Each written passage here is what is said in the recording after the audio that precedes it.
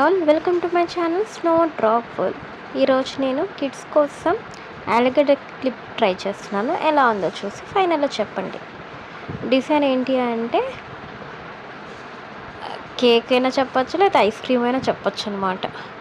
అలాంటిది cup cake or cup ice cream అనమాట. Design ఏం లేదు, ఫస్ట్ మొత్తం జర్దోసీతో నేను లేఅవుట్ అంతా ఇచ్చేసాను అనమాట. దాని తర్వాత చూపిస్తున్నాను మీకు ఎలా చేయాలి ఏంటి అనేది.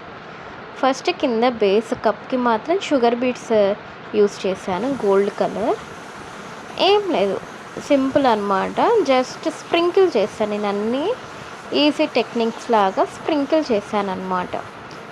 స్ప్రింకిల్ చేసి ఆ లైన్స్ ఉన్నాయి కదా జర్దోసితో ఇచ్చినది, అది మాత్రం క్లియర్గా కనిపించేటట్టు పెట్టుకోవాలి మనం అవుట్లైన్.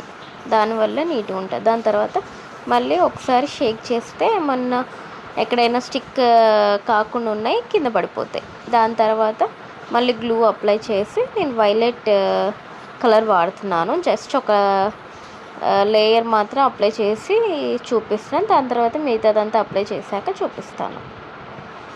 పైన నేను 3mm పర్ల్ కూడా పెట్టాను అనమాట.